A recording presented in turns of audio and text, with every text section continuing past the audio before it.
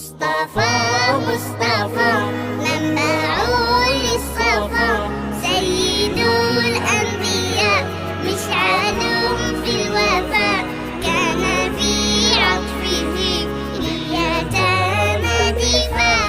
مصطفى مصطفى منبع للصفا، سيد الأنبياء مشعل في الوفاء، كان في عطفه لليتامى دفاع.